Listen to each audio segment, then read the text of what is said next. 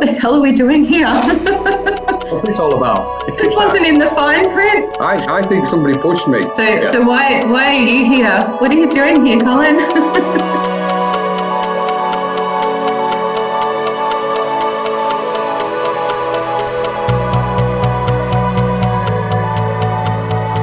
Hello, hi lovelies, and welcome to Inspiral Out Loud, where we are exploring ways to create a thriving world for all sentience.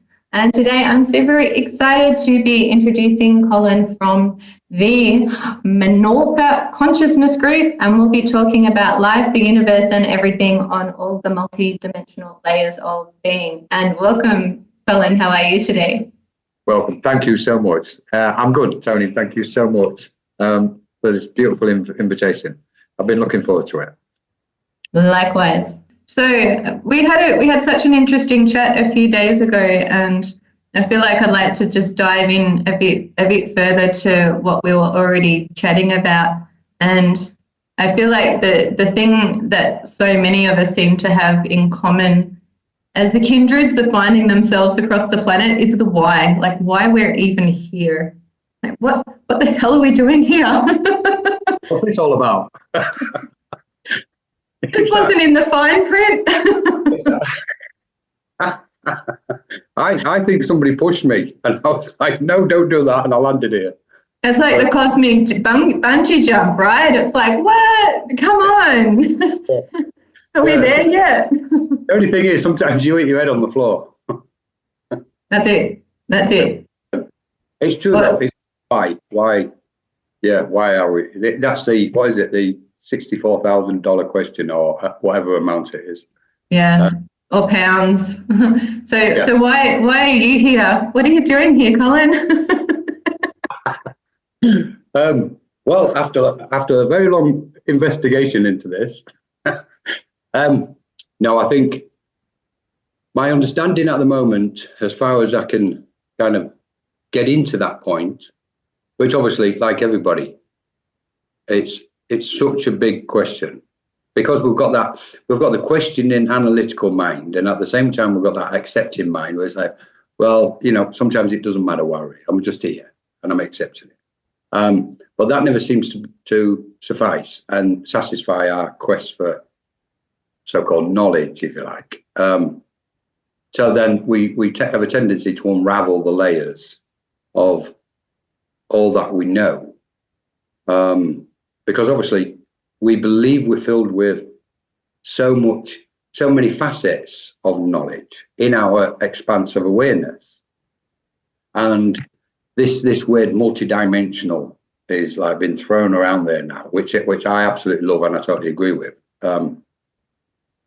Accepting that we are multidimensional beings. And when we go into those inner layers of that, we start to then see all the different or various facets and layers. So multidimensional is when we open it up, it's like we're falling in, or we're taking our conscious awareness into those layers, those hidden layers, and that's what's infinite for me. And then all them have got them upon those layers is all these various multitude of aspects, like infinite aspects of who and what we are, etc. So I think I've come to, I can't say a conclusion, because obviously the conclusion probably isn't. Let's call it a working model. Yeah, let's do that. Nice way. Good description. I honestly believe that in this concept of, well, it's more than a concept, it's a reality that we've got to try and get our head around this form and formlessness of what we are. Physical body appearance to the mind, but we know it's particles, atoms, molecules, etc. And it goes on and on and on and deeper until we actually, it's almost like we dissolve completely. Yet in there is awareness, which then tells us if we're pure awareness, merely present in this what we call space, which we then can say dimension or plane of existence, rather than standing on the planet, viewing ourselves as these, I'm hesitant to say multidimensional beings, yet awareness itself, which is ever expansive and infinite. And that gives us a little glimpse of probably why we are present. I have a tendency to believe that the cosmos is constantly expanding, even beyond the cosmos, what we can comprehend. And therefore, awareness itself is clarity. We can say it's light. Awareness is pure light. But obviously, light is clear. So we're like, we can say we are clear light itself as beings of awareness, and therefore the reason why we've come here is to place our light on this plane of existence, or this dimension of existence, and merely by opening and emanating that light, it has an effect on the surrounding environment of each of us, and that changes and transforms the energy of this plane of existence, so to speak. So therefore we can say we're bringers of light, but I think there's a sort of egotistical aspect in there, so I try to avoid that, because I was like, well, I'm bringing light to the world. I'm so spiritual. that one. And it's like, no, let's not touch that one, guys. It's like logically and clearly trying to find the answer as to why we're here. We're here to allow, or just let our light be present and turn it up as bright as we possibly can. And the only way we can turn it up is by removing and dissolving all the delusions, what we're carrying, A, as a result of the conditions of this planet, and B, as a result of our previous incarnations and what we're carrying from those incarnations. So all these facets, these small particles of energies, of thoughts and emotions from the external collective, we have to dissolve and transform or alchemize them, so to speak. And that generates them. It's the transformation process of chemical process in order to achieve a critical mass. That critical mass of energies then transforms, and there's that constant explosion within us, and it's generating light and light constantly. So in effect, in a nutshell, we're here to let our light shine on this plane, not just on the air, but on this, if whatever we grasp, this plane and vastness of, or dimension of reality. Yeah. So that was brilliant. For starting off with that one, Tony. That taxed my head. Pardon? Thanks for starting off with that one. That was good to tax my head with it, first thing. Next question. We don't have time for warm-ups. How's the weather? On what plane are we talking? What frequency are we referring to? Yeah, exactly. And it's such an interesting one. I feel like all the frequencies are being completely challenged at the moment, and my sense of why we're here, sometimes I just don't even know. But I feel like we signed some kind of contract to come here and anchor something on a different frequency, whatever it is that we are, that's definitely not physical, that some of us are either purely aware of or are simply aware of that we're not that. In order to just anchor something here, while that 3D, for want of a better word, I don't really like those things, but we just use them for communication. Well, that just crumbles. I feel like we're almost like the taproots, holding everything together and not even really knowing why, but just going, okay, we need to anchor something, we need to infuse something.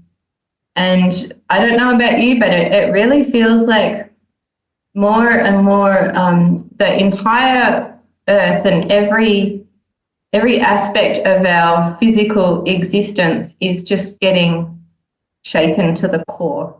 Very much. It's like we're just in this cosmic earthquake, and we left Australia to get out, to escape the confines of the matrix that is just so draconic over there. But there's a different type of stranglehold here. It's very different, but it's still there. And so, we're getting just rattled to the core just from our environment, just from years and years of just relentless physical noise and In a way. pummeling and smashing and construction and deconstruction and chaos. And it sort of feels like it doesn't matter where we are, we're going to have that to some point. Yeah.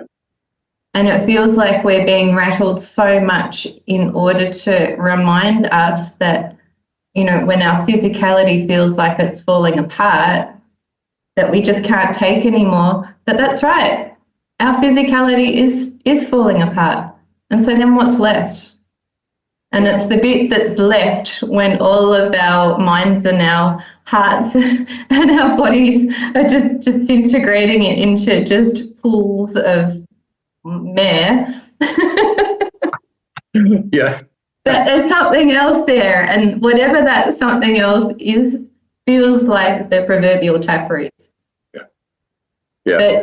That are going through all of the frequencies, all of the layers of vibration and energy, whatever kind of map you want to, whatever kind of map you want to bring to that. Yeah. Yeah. And so then that's the next bit. Like, what is the nature of this realm, and what is the map? And we spoke about this the other day, and I'd just like to touch on it again. But what's your map? What are we on or in or out of? Well, it's a good point, isn't it? Because this is what I absolutely love about this transition is our awareness is unraveling it now consciously. Going back quickly, if I may, to the 3D, let's say the 3D mindset. And I say this respectfully, and I agree with what you're saying, Tjoni. We're using terms because we're running out of terms. These are our last terms of expression in order to understand or comprehend what we're talking about and sharing with one another. So we have a tendency to relate to the third dimension, fourth dimension, fifth, and so on. And I think what's in that first point with a third dimensional reality, if we look at evolution and progress, I believe we've actually come from the first through the second into the third. And each time we're present in one of those, we're having an effect, a bit like quantum mechanics. Merely by being present, there's an effect in the space around us and in that environment. And what I do really strongly believe in at the moment is as we move into the fourth dimension, and I know there's this big skip. Everybody seems to be jumping from the third to the fifth dimension. For some reason, I'm trying to work this out. Because there's so many references to the fifth dimension. And it's like, well, for me, we've got to go for the fourth dimension because we're in the third dimension at the moment. Now, we know dimension always according to our own perception. So we can say, okay, I'll change my perception and I'll just trip on the seventh or eighth or ninth dimension. But realistically speaking, I feel like we're moving, we're now starting to realize we're moving from the third to the fourth. And that's all connected to our awareness. Our awareness is shifting and expanding and ascending. And as it does so, that's where it's moving into the fourth and fifth dimension. So we can't skip the fourth. I don't believe. One of the aspects is to get into the fourth completely, we've got to dissolve and transform all the old things we're carrying from the third dimension. And I think this is why healing globally is such a massive thing. It's almost like the number one thing. We know we've got the expansion of consciousness taking place, the ascensions taking place, but that can only happen if healing takes place, if the healing occurs. And I'm referring to healing in a specific way, which means we're transforming the energy of the old within us. They say the baggage, what we're carrying. And as that gets transformed, then there's an empty space. And in that empty space, our mind can expand and our consciousness ascends. So there's that process. And then when we move further and think, okay, this concept of 3D, 4D, 5D reality is the merely terms. We're going to lose them as well. So where are we going and what are we going to become, so to speak? I think the next stage of evolution for humanity, as we understand humanity, but now we've got to go beyond humanity because now we're referring to souls as an individual and collective mass. And therefore, I believe our next stage of evolution will be to ethereal beings. We're becoming ethereal beings. We're recognizing that that the ether represents the light, the vacuum of beyond time and space, and that's where all awareness flows and consciousness flows through the ether. And because we're tapping into and utilizing our consciousness more and more every day, then it's clear that this radiant being is starting to appear, which we can, again, I don't want to term it, but for the sake of terming it, we can say we're going into an ethereal reality, an ethereal way of being, from this solid, dense matter of the physical, as we understand it, the physical form, into this ethereal form, and we'll then be communicating through the ether with one another and each other. For me, I absolutely love the concept of it, because in the ether, even though we can liken the ether to a vacuum, where it's made up of wavelengths, frequencies, and vibrations, and our thoughts ride those waves, so to speak, in the ether. And what we're doing, I believe, all of us by this awakening, is clearing the ether from the past, because the ether also contains all the garbage, so to speak. The thought energy of wars and conflicts throughout evolution is kind of in that space. So we've got an etheric body. The air's got an etheric body. It's really telling us something very special and unique, that if we clear our stuff, we clear the etheric web around the air of all that thought energy, it can no longer be used for negative means and purposes, because that can be utilized and manifest as a war, conflict, etc., an argument, disagreement. But once the ether is clear and the thoughts what's flowing through the ether are not so much pure, but positive enough sufficiently, then that's when we're going to step into that kind of new reality. Some people refer to it as a new earth. I have a little slight caution about it, because I think it's going to be completely different. Once we get the other side, I think we're going to be pleasantly, totally surprised by the way we're going to live and exist with each other, and especially in harmony and acceptance. So I've got a really, I don't know what the word is. It's almost like a blissful state as we view the future. We've just got to overcome this transition, like you were saying, where where's home type of thing. I was there 1 minute, I was there, and we're doing the same. We're doing exactly the same. And I keep saying to Ava, look, we've got to lose it. That's our grasping and our attachment stuff.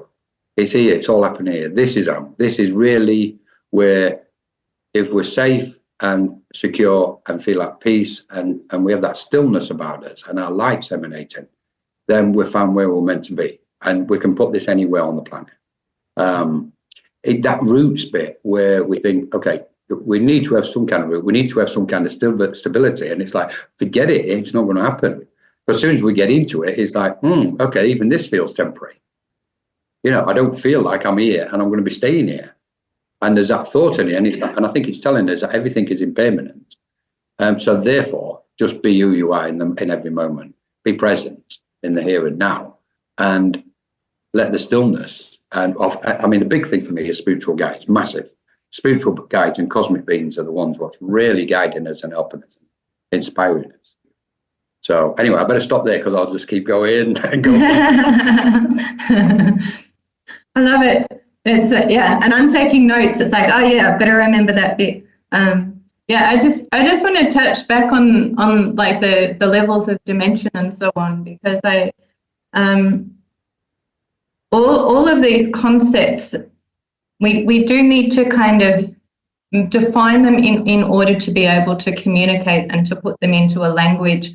But I just feel like, I am not my name, and this is not a cup.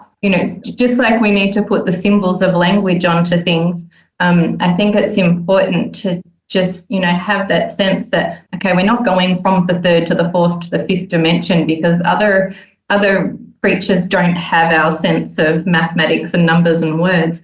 But when you said the expansion, I feel like that is what that is what the shifting is. It's us expanding. So we're not going to somewhere over there. We're simply becoming more really of who we are. And you mentioned about basically, cleansing out the ether. And what's come through just really in the last maybe 6 months is that the number one thing for us to be doing is not figuring out which information is correct and which conspiracy theories are true or not, and what, you know, all of the facts of this realm. No. I can't settle on a reality right now because I don't trust my senses, because the more I look into the nature of the realm, the more I realize the brainwashing isn't just what's coming in from media and so on. The brainwashing is also, you know, what's coming in from the electromagnetic fields around us, and from the nature of the building materials and the chemicals and the energy parasites and all of the different things. We've got so much playing on us right now that, you know, I don't really feel like we can wholly see what we're in yet. And until we do, we don't really know how to respond to it, right? So my sense is that the most important thing we can be doing is tending to trauma, tending it in ourselves, tending to it in our ancestral realms, tending to it on the collective, so that as the pieces of, you know, whatever these are start to crumble and fall away and become less effectual, that we can be clear in order to really see clearly what is coming in. And I was told during a meditation that one of the key pieces of information that is not about where we're going to, but really where we came from. So we're kind of doing this deeper spiral, right?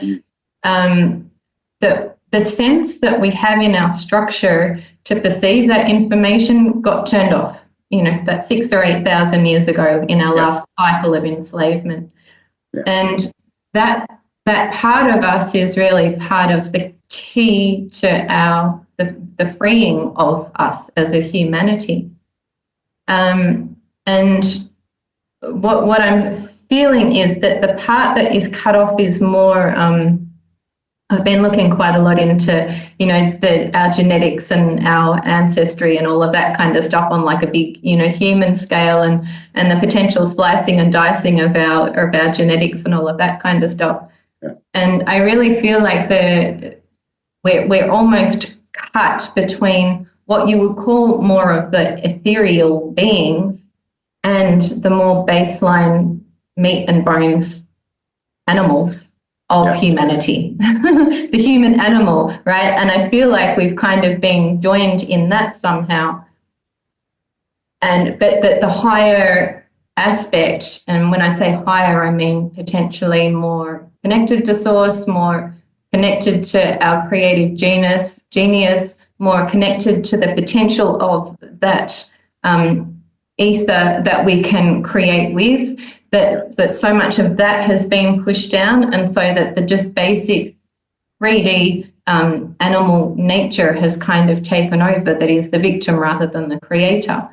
So what I feel is that what we're aiming towards is moving to re-harness the capabilities that we had and the connection that we had as more ethereal beings, but also kind of like bringing the animalistic nature up with us a little bit, you know, so that we can play in both fields. Because being in the physical, you know, having these tangible physical bodies that we can move stuff with, and we can build, and we can do art, and we can, you know, dance and make love and eat food and work in the garden, like, you know, that's good fun. Right. It's entertaining. That's great, but it has its limitations. Yeah. And so I think it's nice to be able to play in these avatars, but to wake up the other people that can step outside of it and access the ease of our creation, and the ease of, you know, focusing on the intent but really focusing on the intent. Like, I mean, that's key. And then allowing the potential of the universe to work with us. Yeah. You know, that's what I'm kind of feeling with that. And so, you know, the talk about home and stability and that kind of thing, I feel like the reason why so many of us are really so desperate for home and can't find it is because it's not in the construct of this physicality. It just doesn't exist here. It's true. And the other strange thing I'm finding is that a lot of people in my world, myself included, we've been on such a passionate journey to create something new, and we've been so bound by money.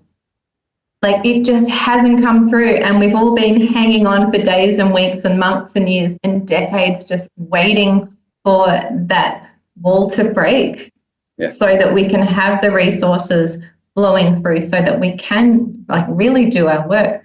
And we're all halted. It's not because it's not there, it's because the gateways are halted.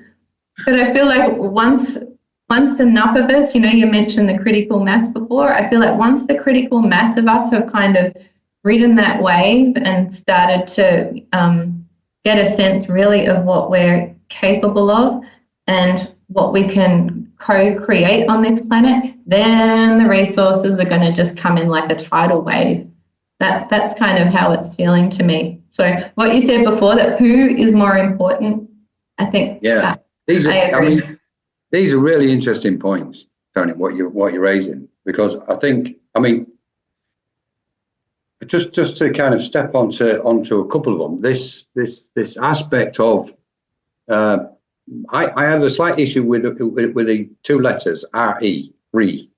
It's like retain and etc. There's so many words, rejuvenate, etc. And I realised, in a way, what that's doing is that in itself is holding, and it's a personal thing for me.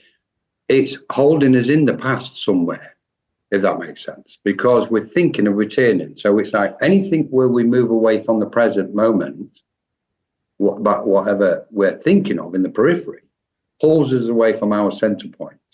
And I think if we stay in the center point in the present, then the past and the future, the past will ripen, because the light within will show us what we need to see about the past in any moment. It will bring it, and because the clear space will offer us it will offer us the insight of what we need to, let's say, clear from the past.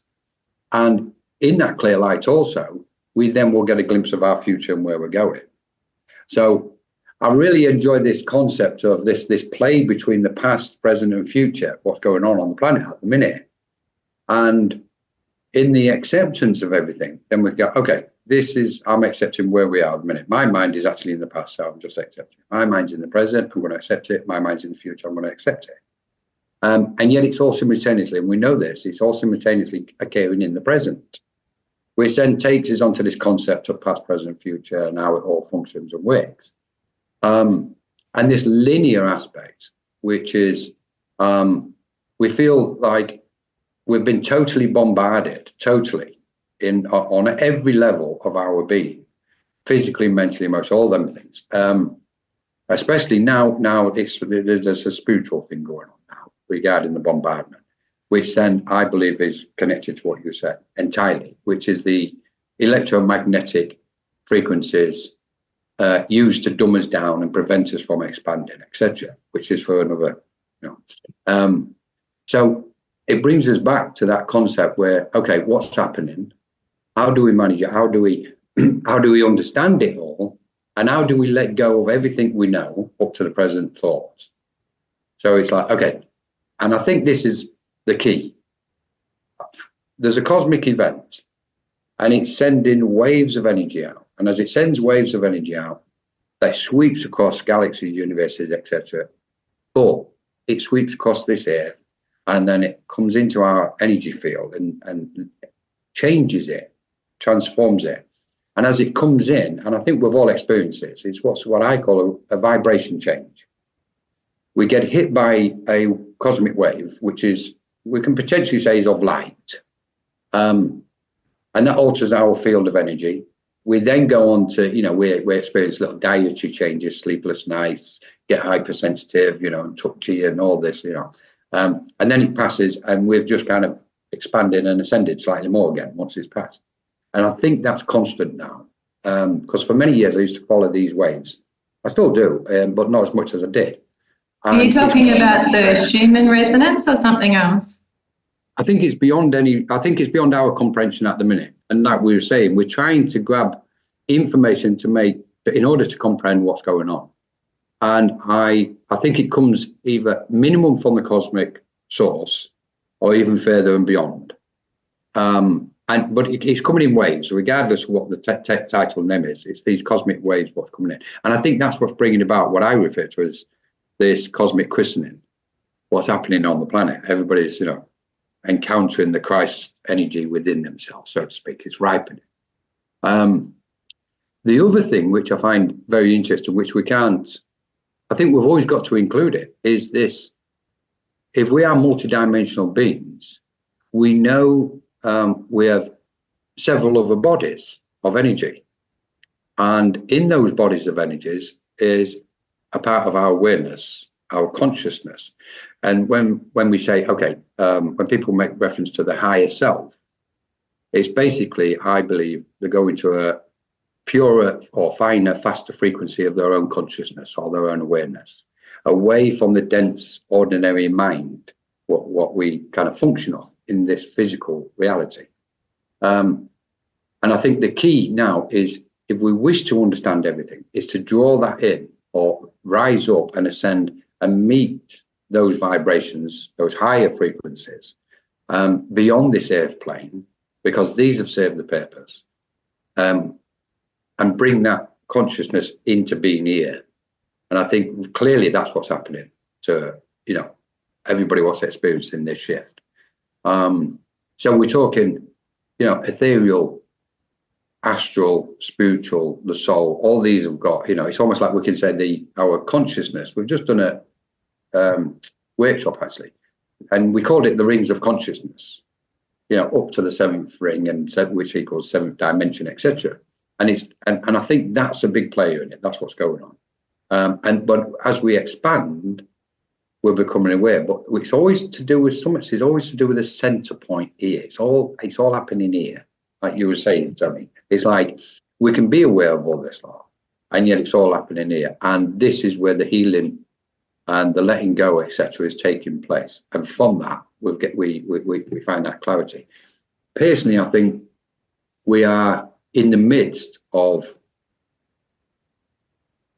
having the realization of the emptiness of awareness, and therefore, that will be the game changer. When we all become aware of the emptiness of awareness, that will change again, because then we would have cleansed or dissolved or transformed all the old lower frequencies and the particles of thought and emotions, what's connected to those lower frequencies.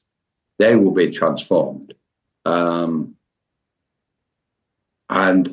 will become clear. Literally, we'll have what's called a clear light of awareness. We'll have that clarity, because we know in that moment, when we all have these moments of clarity, there's a pure truth what ripens. It comes to the surface. You go, that's what I've been searching for.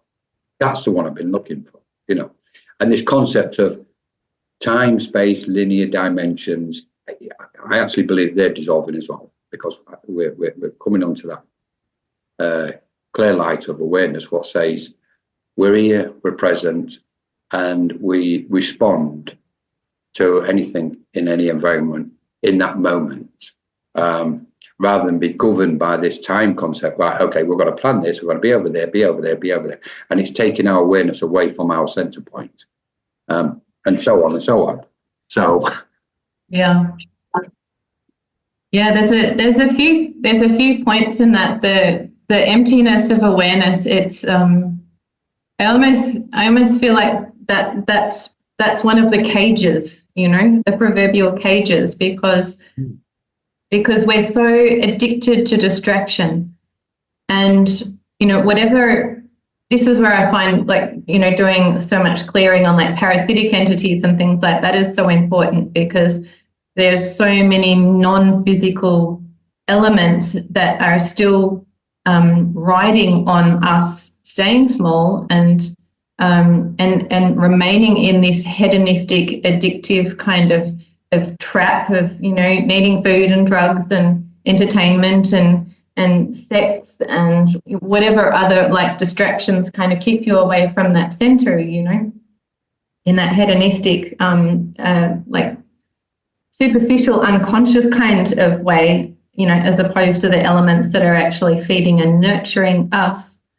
And so, there's a kind of almost like a depression or a nostalgia or a flat line that happens, like coming out all of those peaks of energy and excitement, and we're not used to that because our society, our humanity has been bred on this trauma. Yeah. And these intense cycles of like kind of climax and collapse. And so being able to come into peace can feel very, very, very uncomfortable. and it's good to know that, because, the process of awakening and cleansing and detoxing, it's uncomfortable and it can be really scary, and the silence can be terrifying. But I think that what it's ultimately coming towards when we step out of that kind of struggle is stepping into the space of creator, but also understanding the responsibility of that. Yeah. And being the responsibility of our thoughts, and, being aware of exactly how directly our thoughts are becoming manifest in the world. We need to shift our traumas, because otherwise we keep creating based on those traumas. Yeah, indeed. And that can be a big kick in the face, learning that one. Well, it's interesting, isn't it? Because if thought is a living energy, because then it goes to the concept of what is consciousness, what is awareness, etc. What is the true nature in a way? And the closest I can get is awareness. So if we can safely say, okay, the psyche is the mind, and the mind then equals consciousness. But they're all kind of frequencies, very, very subtle frequencies of what I believe is awareness itself, and the ability to cognize, etc., and analyze. They're secondary frequencies. And in that emptiness, what I would refer to the emptiness of awareness, in a way, it's a clear space within us, free of any thoughts. Just like the clouds got no skies, just like the sky's got no clouds in it, i.e. clouds representing the thoughts in our awareness. Okay. And we all absolutely love a clear sky. So it's quite interesting that if we use that for our own awareness, our own mind, and then it tells us what thoughts, we say, okay, what thoughts am I carrying? Are thoughts actually relevant to me? And who's creating them? How are they created? So as we dive into that, we can then start to unravel and go, okay, I'm carrying lots of thoughts. I've got lots of thoughts from my past, previous incarnations, etc. And on all these multi-levels of awareness, physically, mentally, thoughts, physical thoughts, emotional, etc., work, friends, family, all this. So we're just this massive unused thoughts, what we've kind of just dumped on ourselves. I'll deal with that later. Boom, it stays there. Okay, I didn't like the sound of that, but I'm not going to respond. Oh, that's there. So we kind of, I think one of the most important aspects of responsibility, like you've just referred to, which I absolutely love, taking responsibility for our thoughts, which then means, are we having correct thoughts? Now that at that moment, it's like, okay, how do we know we're having a correct thought? Well, the closer we are, the closer our awareness is emanating our conscience, then that can tell us how correct our thoughts and feelings are. So then it connects to conscience rather than consciousness. And again, it's like this travel and journey to find the purest form of who we are, which, as a side note, really indicates that we're all on the path of enlightenment, because we're all purified. So it's like there's going to be one inevitable essence over there at some point. And beyond that, there's going to be something else.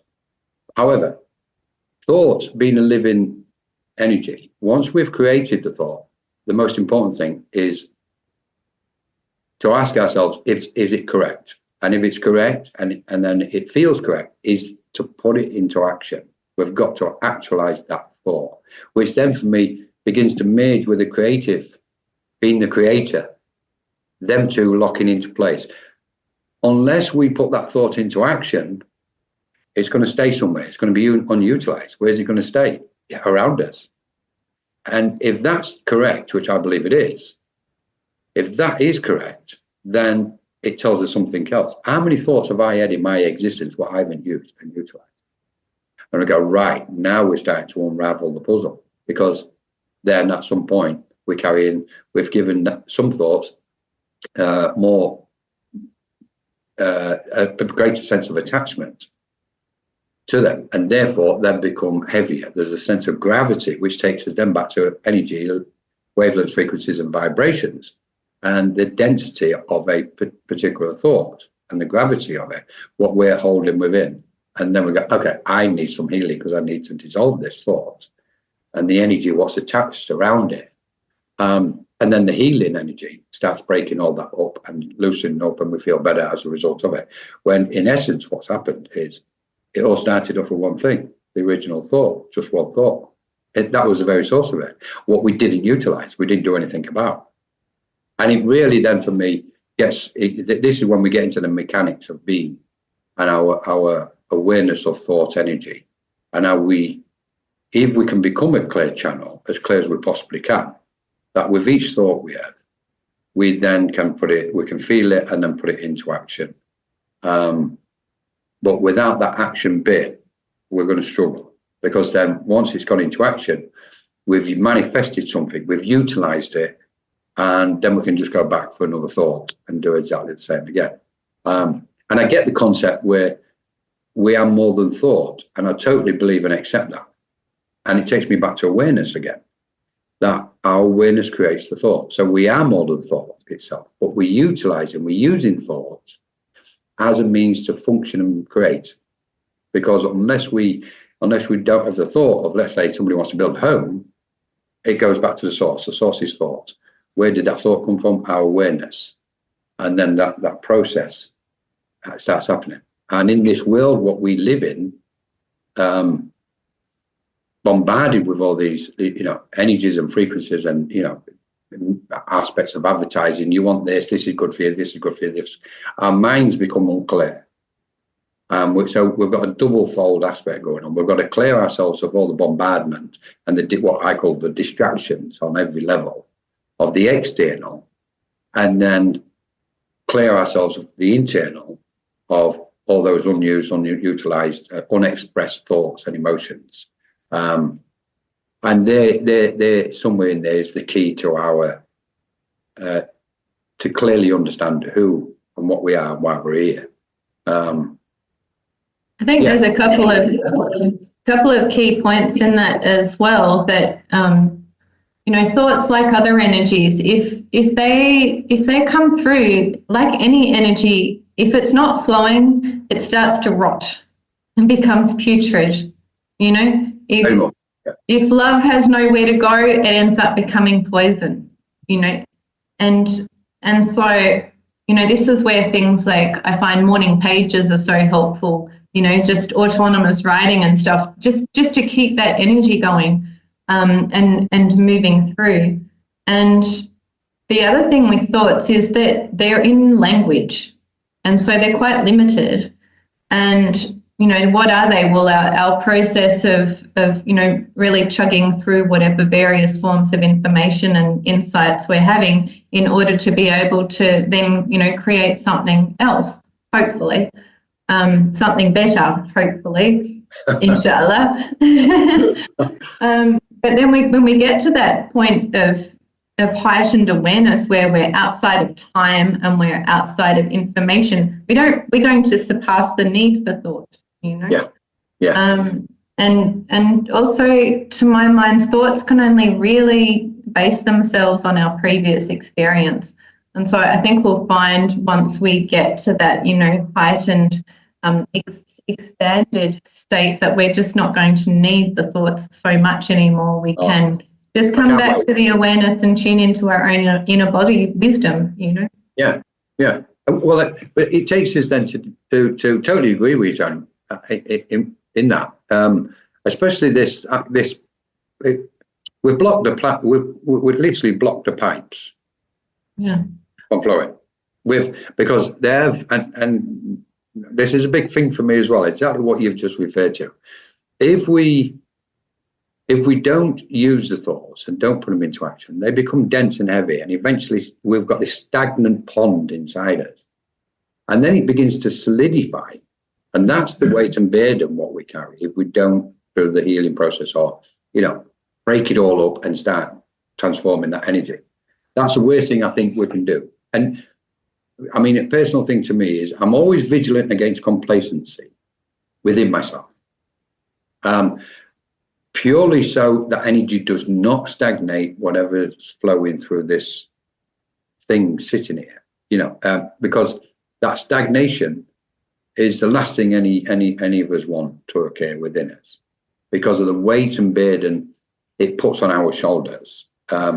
So totally, on that respect, it also leads us to something else, which then takes us to intuition. Intuition fascinates me. It's a fascinating thing, because I really believe it's first thought. It's nothing else. Intuition is first thought. It becomes, we end up struggling when we don't go with our first thoughts, when we start questioning it with our second thought and our third thought, and then we go, why am I indecisive? It's because we've just lost the opportunity to go with our first thought. Yep. It can't be any other thought. It's our first one. And I think once we clear stuff, or the more, and as we're clearing stuff, that's where intuition is becoming more and more popular and prevalent to all of us. And we're getting it, it's almost like we're getting into gear, we're building steam up. It's like clear stuff. Right, my intuition's kicking in now, my intuition. And then that's where we're becoming that vessel again, that fluid, clear channel. But intuition is a massive thing at the moment for humanity, I think.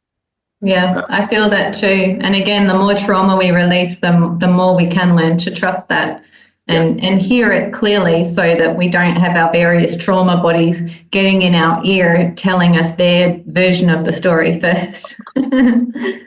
So amazing. So we've got like 5 or 10 minutes left before we need to close up this little fabulous conversation. Time just goes so fast, right? Yeah. So let's just touch on two more things. So first of all, we've kind of covered this a little bit, but where do you feel like we're headed? So, we hear words like enlightenment, which again are just kind of representations for things that mean lots of different things. So let's just move that word aside. And what do you feel we're evolving or expanding, or, what are we heading into? We've got to bring cosmology into this at this moment. We must. It's unavoidable. And then we're going to try and define from cosmology, we can try and attempt to define who we are and where we're going. As in its first instance, cosmic beings. We can now safely say we are cosmic beings. And we've probably always already known that from the day we landed on. It's just been hidden from our conscious awareness. So we can say cosmic beings, and then we can say, okay, what form is that going to take? And we can give it different terms, because this has happened a lot in this conversation, isn't it? It's almost like we're using terms as a descriptive method to understand something. And it's that maybe is where the indicator is, because we're moving beyond human language and the use of it as we understand it, because we're moving beyond thought as we understand it. Then rather than play about with form and formlessness, I just think we're just going to be these vast spectrums of pure awareness itself. And in them, those spectrums, obviously, there's waves of energy flowing through us. It's going to be like a cosmic dance in a way, as we understand, or the mind can understand it. And we'll be in a blissful state 24/7, which there won't be 24/7 because that's changing. We're going to be beyond time. So, we're running out of terminology at this point to express with the possibility of what we are going to be. And I don't think it's over there. I think it's happening here. And we're it, and we should celebrate that very much, absolutely. And we should feel joy in every moment we possibly can, all of us, as individuals and collectively. And we'll probably now realize that we are almost, when we talk about the collective, we won't use the unique individual aspect, but we will be a cosmic consciousness as such, just shimmering on planes of reality, and just be so creative for love. We'll just emanate love, because that's who we are. We are love itself. And so much more. We could just go on and on with this one, couldn't we?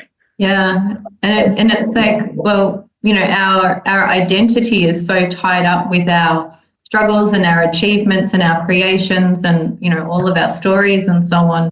And so, shifting into that, it will require some kind of egoic death, which, we still need to survive, to function in this world. But wherever we're heading, that will be part of the shattering, I feel. And, we will just be returning to whatever that centrifugal kind of force is. Just to keep it spinning that way so it doesn't go sideways. I think we've been in the age of the ego. I think this age, what we're in, and what we've been in for this eon, as we refer to it, it's the age of the ego, and it's been really necessary. Yeah, that's right. Yeah, and it served its purpose. When we go back to way beyond Neanderthal times, and we look at the progress of our consciousness in conjunction and relationship to our chakras, we're coming up through the chakras from that base raw instinctive energy. And when you look at the ages and them turning points, Stone Age, Iron Age, etc., whatever we want to refer to, our consciousness has hit a certain chakra and the vibrations of awareness at that point, and that's expanded our intelligence to create things, and highly likely in the essence of all them has been the ego, the I, the self. And now we're ascending up from, let's say, the throat chakra through the third eye to and above the crown chakra. Then we're recognizing the age of the ego is now coming to an end. We're seeing the death of the ego at this moment. And that's why we're seeing so much externally and internally going on. This conflict of duality, I this side and I that side. And what we're hitting is I think we're approaching what we can call the 0 point, the clash of duality and polarities. And out of that is the new whatever it's going to be. But it would definitely, it's the end. We're seeing the end of the age of the ego, thankfully. And yet at the same time, like you say, it served its purpose. It's got evolution. We've managed to evolve in this space and dimensional plane of existence by that energy, not just that one, but, as a result. And now we're going, there is no I. That's it. That's it. So whatever we're moving into, it's, the earth, the cosmos, the solar system, like the micro to the macro, all of it's moving as well. To me, and so we can't stop that, and we can't necessarily aid it. But all times of transition can be uncomfortable and painful and traumatic as well. So in your mind and in your practice, what are some of the things that we can do to help ourselves in that transition, and to help just help break away that old junk. You got 2 minutes. But this one's actually, yeah, I know this was not going to be enough time, was it? In a way, I'm tempted. I've just had a thought. I've already got the thought what to answer. But then I've also had the second thought was, this is almost too easy to answer in a way. And I'm thinking, wow, this is why. What are you thinking there? Anyway, acceptance. The word is acceptance. There's so many more, and we can look at the peripheral stuff. But really, the key word is acceptance. It's like accepting what's happening to us in the moment, and profoundly. I don't mean just loosely intellectually. I mean really deeply, profoundly. Acceptance. Accept what's going on, whatever your mind and awareness perceives. Accept it. Accept the change and transition, what's going on, however painful or disturbing or tumultuous it may be. Accept it. And maybe this might, hopefully this might help, which is, we've always had a tendency, humanity, out with that raw instinct of survival on so many occasions, to run from the demons or whatever we want to refer to. And it's like, just stop and pause and trust that your light is indestructible, and just bring it to you and let your light transform it, and it will dissolve it. And in that is the most profound form of acceptance we can have. And from that, we accept everybody for who they are. And that's the most beautiful thing we can have. Beautiful. Yeah. I'm feeling like, sorry? There wasn't enough time on this one. We'll have to come back to it at another session. Yeah. My feeling about it is that, that acceptance is key, and some of the ways that we can get to it, for me, this is where really the creativity comes into it, like giving it space through movement and meditation and drawing and writing and all of the different things, just to allow whatever is happening to be there wholly, and allow it to express itself through whatever means and toolkits we have on hand. So it's a fascinating conversation, and I feel like there is more to unpack in all of this, for sure. But perhaps, Colin, if people would like to maybe do some work with you, or are interested in any of your groups, would you like to share a bit about what you're actually bringing into the world and how people can find you? Thank you. Well, I've got to be careful, because I have a tendency to use a lot of humour in things. I say, because we can, I've probably just been too serious anyway. So we're at Menorca Consciousness Group, which is on, we can find us on Facebook. But it's all about consciousness and understanding spirituality. Even spiritualism, spirituality, understanding this cosmic shift is probably the most prevalent aspect. And in order to understand what's happening to us, we do things what's related to energies and wavelengths, frequencies, vibrations, and understanding the mind and peeling those layers of consciousness back. And so therefore the light then can come to the fore. And our gifts, so-called gifts and abilities, and all these wonderful aspects, what we think are connected or believe and understand to be connected to spirit and spirituality, is what we do. And at the fore of that maybe is being guided by celestial and spiritual beings. We don't function without that guidance, for many, many reasons. So that's what we do. Talks, seminars, workshops. We're doing a retreat, obviously, in Egypt in March. We've got Letting Go retreat online in between Christmas and New Year. Perfect time to let go of stuff, etc., etc. So, don't say. So we'll put the links to all your offerings in the description box below for anybody that would like to get in touch.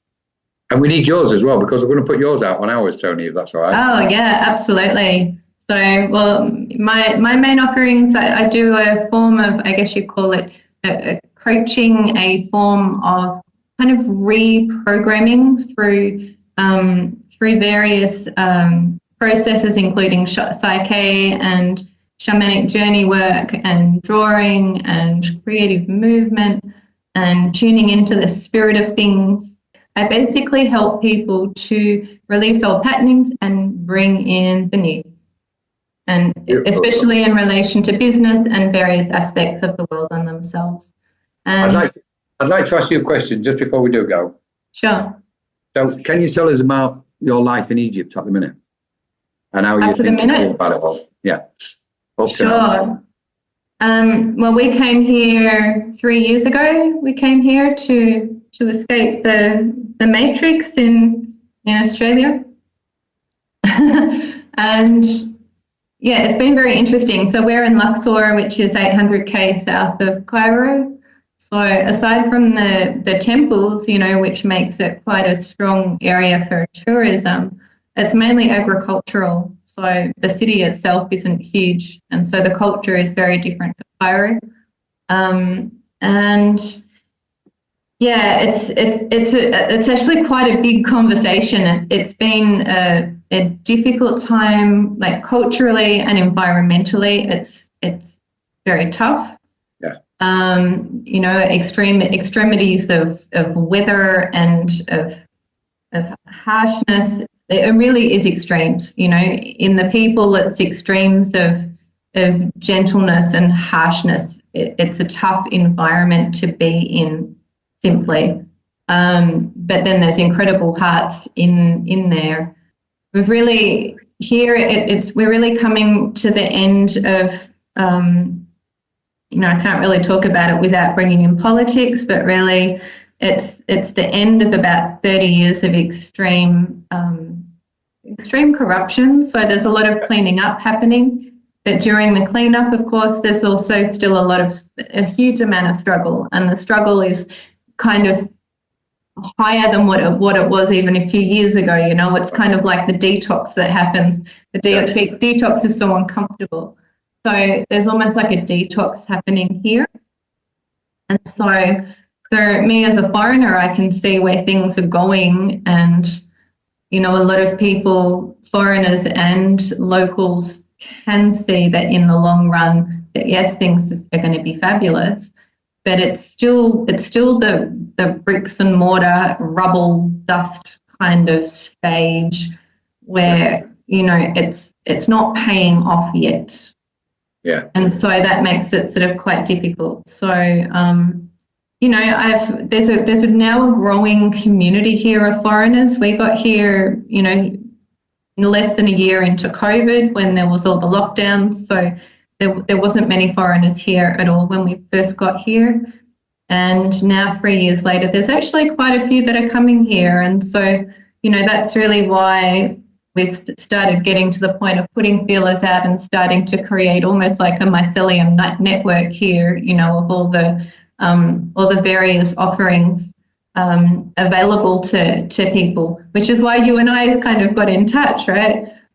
Because people are wanting to connect with this place, and if you haven't been here before, it can be a bit tricky to kind of navigate that. Yeah. And so because we do have, 3 years behind us now of living here, you get to know various things, and the difference in language and expectations and aesthetics and cultural norms and all of that kind of stuff between the locals and foreigners. And that just takes time. Yeah. It just takes time to learn to navigate and find a happy medium. How is that going? Can I ask how that is going? How are the locals with the foreigners coming in and living and staying there? I presume there's variations, obviously, like everywhere. Is there a general acceptance or a general rejection of it? Well, I mean, the foreigners, the locals are very welcoming, definitely. Right. Yeah, they're very friendly. And, it is a village, and so people love to know who's in the village. And, it's basically a huge country town that's the size of a small city. Yeah. And so, they are very welcoming like that. Of course, foreigners are also bringing in money. And so that's helping to feed in an area where the poverty is really quite dreadful still. The foreign dollar definitely helps. And so they know that. On the other side of the coin is that certainly the areas where there's a lot of foreigners building, well, the locals who had their beautiful little, homes surrounded by garden and fields and stuff, some of them get built out and pushed out. So, you can't kind of develop an area without some people, doing poorly out of it. Yeah. So, so there is that. Personally, I haven't heard negativity from locals. Of course. But so I don't know what they say amongst themselves though. But to my mind, I really feel very comfortable here. I think after 3.5 years being there, you pick something up. So that's interesting that you haven't heard. Yeah, but I mean, there is a lot of, it is still a tribal culture. It does still function on tribal culture. And, so there's things like that where there can be some sensitivities. Probably one of the things that comes up most for me, especially for tourists coming here, is that, it is a Muslim country and it's 90% Muslim from my understanding and about 10% Coptic. And so for foreigners, it's really nice to just be aware of that and, respect it. Yeah, respect it. There's a lot of tension around so-called conscious communities and so on, bringing tours and stuff here and being a little bit unconscious to that, that need to be modest and all of that kind of stuff, especially during Ramadan where, the men are fasting and that means fasting of mind as well as of body. There's just things like that, it's good to just be sensitive to the culture, and it's not that nothing bad would happen to you if you didn't tend to the culture. But I tell you what, life is so much easier when they understand that you respect them. Yeah. That you try even just to speak their language a little bit, to remain modest and just be kind, but also maintain your boundaries. So it's always a bit of a balance. And tricky. Yeah, it is. So, but Interesting. I wouldn't have it any other way. Like, it has been difficult, honestly, but we never once thought, I wish I'd never done this. Like, it's definitely a movement forwards. Yeah, that's nice. Thank you so much. That's really nice to hear. And it is tricky, isn't it? Because, and I'm going to say it, sometimes Westerners have got this, bull in a china shop mentality. They think everybody's accepting of them wherever they go. And I've seen it, I've witnessed it on many occasions over the years. And I always just think that little pause, where am I going? I'm going into a different culture. It's predominantly this. I've just got to kind of ease off a little bit and be mindful, and I'll go further. I've always had this rule, whatever country I've gone into, I'm a guest in that country and I've got to observe their culture and respect it. I'm not there to stay. I'm not there to change it. I'm visiting and I want to enjoy it as much as I possibly can. And I want to go away with beautiful memories from it wherever it's possible. And I think that goes a long way with what you've just said. Have that modesty, that sense of respect for that culture. Because I get the impression, this mass movement of people, what's going on at the minute, as much as we're having the awakening, or part of the awakening, is also leading to people going to different places around the planet. And I don't know why, I just get this strong sense that something is going on in Egypt, around Luxor, and it's going somewhere. Very strange. Yeah. If there's no major event, what's going to stop it? Then I think it's going to probably expand and develop a lot further. And I feel like that's the feeling and sensation I'm getting.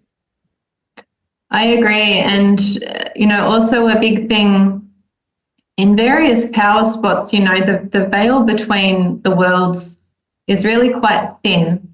And some of those areas, you know, Byron Bay in Australia, I found the veils are thin, same as Bali and same as here. And when I say that, I mean the power, the effect that the ancestral realm has on the current physicality is really strong. And I feel like part of the harshness of coming here, I felt like we were almost being tested somehow. Like really strongly. And, you know, we were building this house, my family and I, and in one of the rooms where my mother was going to be, so it was going to be her room, right? Once we had it sealed with windows and doors, every time we would come here to check up on the building, there would be a dead bird in her room, a dead sparrow. And this is in a sealed room. And it was really freaking her out. And it felt like, it definitely felt like some kind of invasive, like, attack. And so she felt really quite, she felt really not okay here for really quite a long time. And it wasn't really until we started planting out the front garden and just assuring the land, hey, we're not going to start digging and excavating and, you know, doing crazy stuff. We're just going to be here and settle and just take care of this space and take care of the land. And eventually all of that stuff settled. But, you know, I've had that everywhere I go, that the ancestors really, you know, when they're unhappy with me, they will affect me to the point of just physically, you know, dragging me in bed, you know, like that kind of, you know, their effect is just really so strong. So the idea of this kind of the spiritual capitalism, I can't even spell capitalism. Capitalism, yeah. That's borderline. of coming in and just kind of like bringing our stuff on top of what already is here, just so deep in the grid here. Yeah. I just don't feel like it's going to go down well. And so, you know, we need to come and listen here more than we speak. That would be my Beautiful. And that's probably the best thing to end on, to be honest. Yeah. That's very powerful, isn't it? It's very powerful, Tjoni, what you just said. And I think that maybe applies to everywhere. I agree. That's it. So on that note, Colin, thank you so much for this chat today. Thank you. So I've loved it. I've really enjoyed it. Great. All right. Have a beautiful day. Yes. Hopefully we'll speak very soon then. Definitely.